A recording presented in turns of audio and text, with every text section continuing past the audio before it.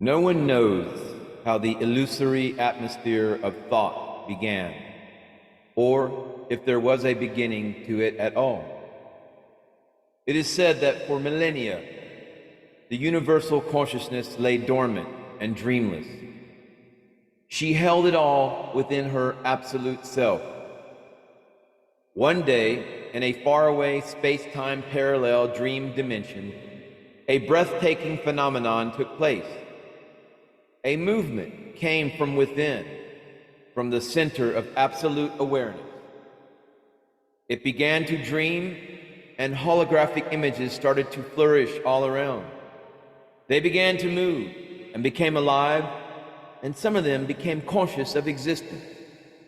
The first of these apparitions was magnificent. Light, love, and peace were her attributes. This original being began the work of creation. It took the name of the source of radiant essence.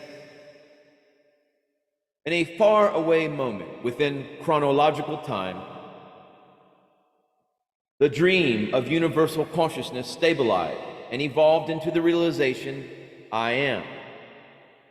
This understanding, I am, was first thought within the source of radiant essence, which rejoiced in happiness and bliss for billions and trillions of aeons. At some point within the non-existent past, the source became conscious of its existence along with other planes of dormant awareness. Such planes are what you call dimensions. There were as many dimensions as there are presently stars in the heavens. Absolute consciousness, through the source of radiant essence, decided to create points of individualized consciousness contained in 9 different dimensions.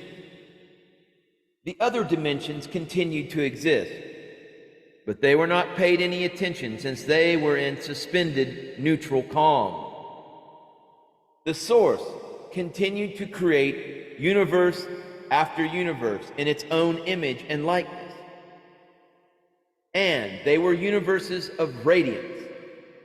It produced sentient beings of eternal brilliance with their own free will and the power to dream.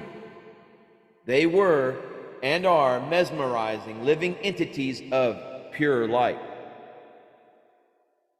One of these beings was captivatingly beautiful, alike the source, but with masculine energy. He possessed his own amazing powers. Such was his splendor and resemblance to the source that one day, in a space and time different to our own, in a galaxy far away,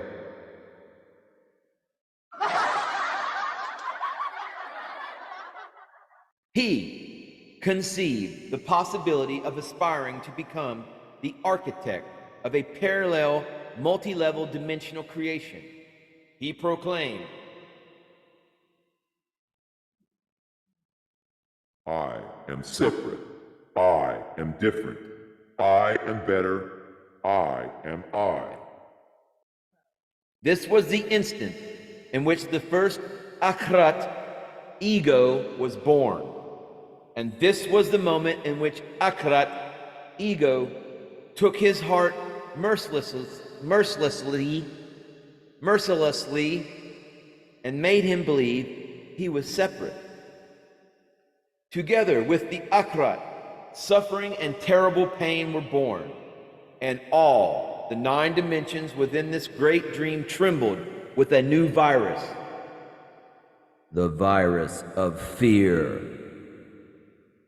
This being experienced the sensation of being a separate awareness and forgot that all the other holographic visions around him were no more than images inside a dream. This identity stemming from his ego said, "Nothing in this creation compares to me."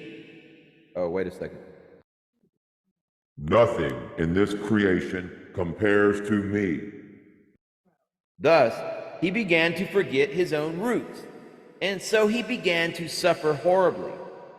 His light began to shut down, and his powers started to hurt and contaminate others. With these powers, he began to shape his own twisted realm and its brood. When the source of radiant essence became aware of this, it quickly neutralized the being's power, and so it was that the source unwillingly gained its most bitter enemy. Through his might and magnanimous power, this dark being corrupted many other beings of light with opacity, and drove them to his own reign in order to dominate and torture them with ego and absent-mindedness. The source, which is only capable of loving, did nothing against it, for its nature is that of loving and only that. Despite this unconditional love, the opacity was too dense to be pierced by peace, and apparently too dense to be properly pronounced by me. Right?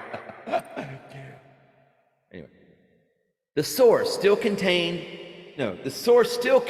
to love him and never stopped. Some beings of light decided to fight. The source of radiant essence asked for peace and embraced them lovingly, but still they were impelled to fight, forgetting that this unreality is but a dream. Some fought, filled with anger, and were eventually absorbed into the shadow. Others fought with an empty mind and triumphed. Both groups forsook their peaceful and loving nature. The noble beings that engendered anger in their hearts were never judged by the source. Judgment never fell upon them.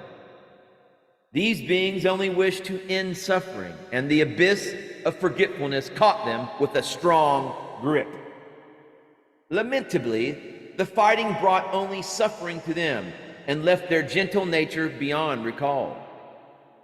The fight lasted millennia, but for them, time was non-essential.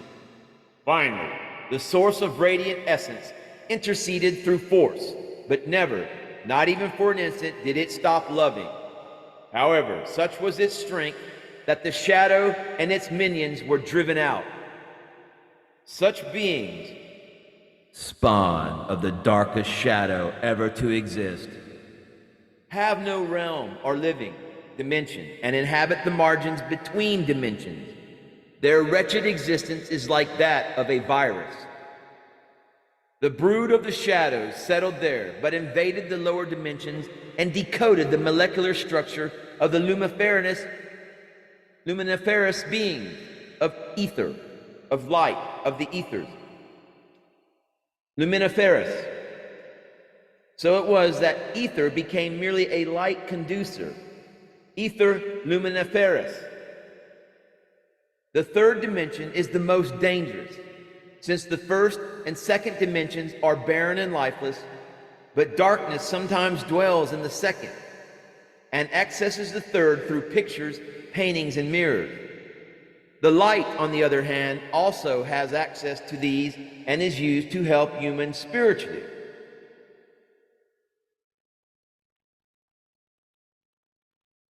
Namaste. Namaskaram.